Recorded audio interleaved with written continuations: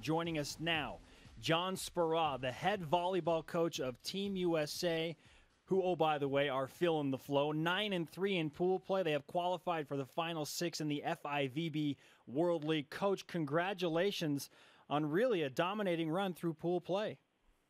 Oh, thanks a lot. Yeah, I think when we saw the pools, what they've done this year in the format of World League is they've put all the best teams into two different pools. And so getting to the World League finals looked like it would be a real challenge. We were in the pool of Bulgaria, Serbia, and Russia. Russia's the best team in the world right now. And so for us to be 9-3 at this point, I think was probably more than what most people expected, and we're thrilled about it. What was the goal going into the World League? You know, it's tough to really set a goal. I mean, obviously, you'd love to get to the World League finals. I guess that was our goal. It's such a challenge in this environment to get everybody together in time to put together a team where you feel like everything is where you want it. I mean, we literally showed up in Bulgaria, and we were meeting guys who were still overseas, who had finished up their pro leagues, who hadn't even come home yet. And so we literally went into that first weekend of Bulgaria with maybe 3 practices, and they were all in Bulgaria. And we went down 0-2 that first match, and I thought we were playing hard. We just weren't very smooth yet, of course. And we ended up coming back and winning in 5. I sometimes wonder if those early wins just give your team some confidence that they can roll with. We beat Bulgaria the next night. 2 road wins in this pool is a significant achievement. I think that got us off to a great start. So, yeah, really happy with where we're at right now and the opportunity to go to the World League Finals in Italy next week. John Speraw, the current head coach of USA Men's Volleyball, also the guy in charge at UCLA. Team USA has Italy next Wednesday in Florence. I'm thinking about all the destinations that you're visiting, and is this the ultimate road trip? It's certainly one of them. You get used to this a little bit. I mean, we just bounce around so much. So we've been to some pretty fun places. Varna, Bulgaria. I mean, you don't get to put that on your passport very often. And it's a beautiful little seaside town. They took great care of us.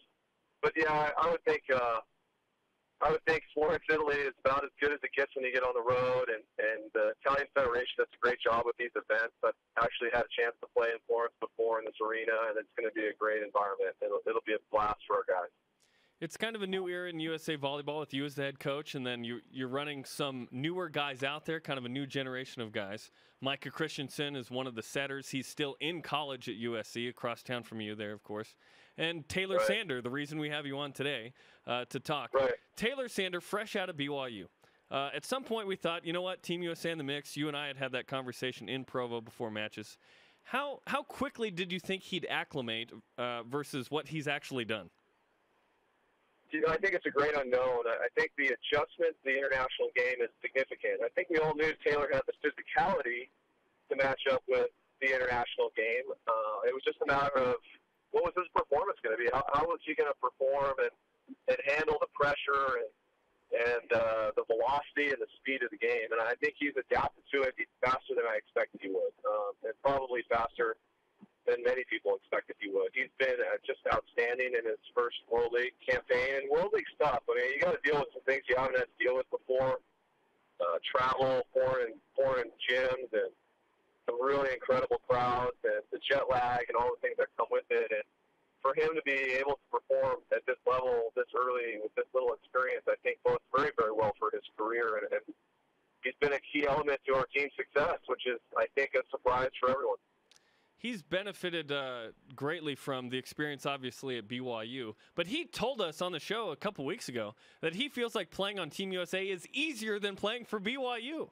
I think Matt Anderson certainly helps with that. But he says he doesn't have 3 blockers up every time. You know, it's interesting to hear him say that. Certainly the crowd at BYU is probably used to some of that noise. I think you're on the road, too. Maybe, I don't know, I'd have to talk to him about it. Actually, I haven't had this conversation with him. Certainly performing at home in front of all those people, maybe he felt some pressure to perform, and it was probably a lot on his shoulders. Now he's on the road most of the time, and he has some great teammates that can help carry the load. Obviously, Matt Anderson being one of them. But, I mean, he's got some friends on his team, some co-players that are in the same situation. I'm sure him and Micah and Eric Shoji, all these young players we have on the team are kind of in the same situation where they're going through this transition at essentially the same time. And I bet he feels quite a bit of camaraderie with those guys. USA men's volleyball head coach John Speraw joining BYU Sports Nation. Coach, earlier this week we saw Taylor on the cover of Volleyball magazine. Have you seen the cover, and how do you keep things like that from going to Taylor's head? Yeah, I actually just saw that today on Twitter, so I haven't had a chance to read the article yet. I think, when you're dealing with great athletes who come in and make an impact, and it's the same conversation with Matt Anderson and Max Holt and Micah and Eric. I mean, all these guys are becoming world-class players. And when you're a world-class player, you get some notoriety. And you're going to have to learn how to be humble and understand and respect the game and know that it's not necessarily about what everyone's telling you, but really about the teammate you are and how great you want to be and how much you're going to push yourself to become your very best. And I think we constantly have to remind our players. I mean, it's hard when people are telling you how great you are. You have to make sure you really work at being humble and understanding that the mission is not accomplished and it's not about your ego, it's about the team. And I'm sure, over the years, I mean, that's the nice part about this job versus coaching the UCLA. UCLA, BYU, or Chris is coaching, you get these young men for 4 or 5 years. I'm going to have the opportunity to work with Taylor for potentially a very long time. And so I'm sure we'll be having this conversation along the way, and it'll be a great maturing process for him. I'm planning on being in Rio to watch you guys play, by the way. I'm Okay. hoping if you have any extra tickets, you could help me out with that, too. Yeah. We'll talk later. Yeah. But Okay. what have you learned about Taylor Sander that you didn't know now that you've been able to personally coach him? I think I've learned how much he just has a good time.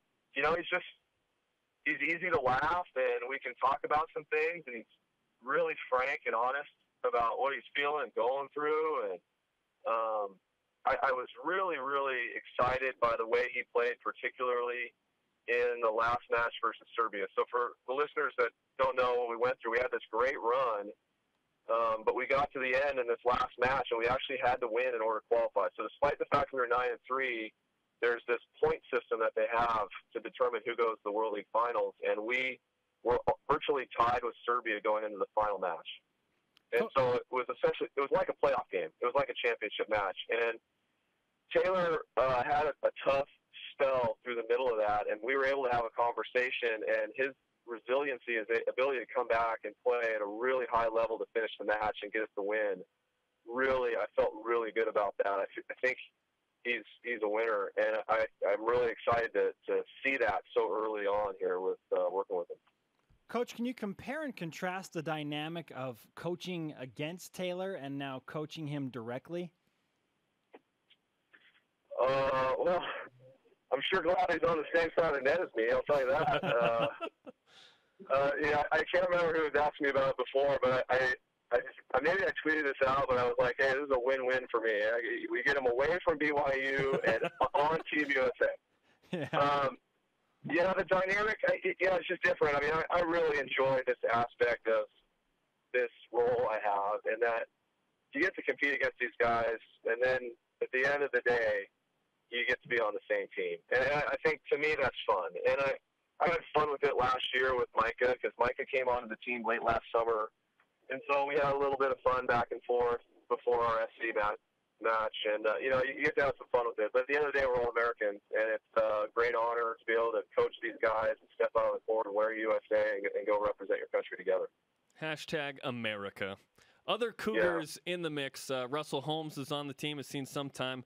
And then one of your benchmates, Mike Hall, former Cougar assistant coach. What kind of influence has Mike Hall had on Team USA?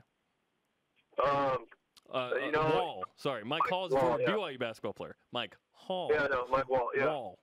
No, Wall. I mean, listen, this job that I have is a challenge to do both, and I get obviously lots of questions about that.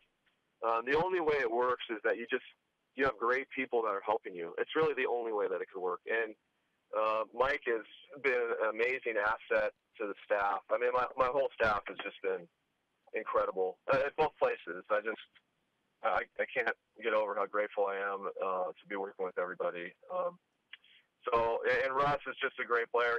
He played some minutes for us this past weekend in Serbia. He's steady. He's experienced. He was an Olympian. He was with us in London and started, I think, maybe every match in London. So, having that veteran experience on this team with a lot of youth is pretty important for us. Coach, what kind of a reception are you getting as you go and visit these foreign countries in terms of support for Team USA and maybe even some BYU people that are there to watch Taylor Sander? Yeah, we actually, I guess, had a group. I didn't know this, but we had a group of them group of BYU fans that showed up in Serbia. So, the reception we get I guess it kind of varies country by country. I think people are always a little enamored, interested with Team USA. We have some guys that are pretty talented players that have developed a reputation overseas, particularly Matt Anderson. Matt's a good-looking guy, and for some reason, he just has developed this following with the 14 to 18-year-old girls. It's incredible.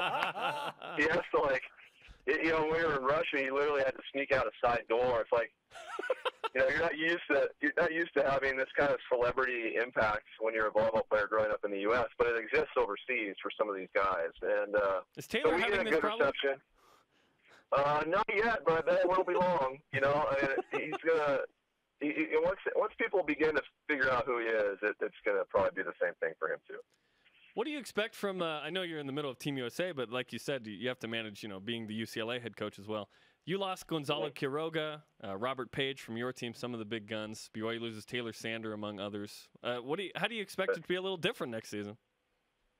I think it'll be significantly different. I think you look at Stanford, who made the finals. I think they lose all their pin hitters.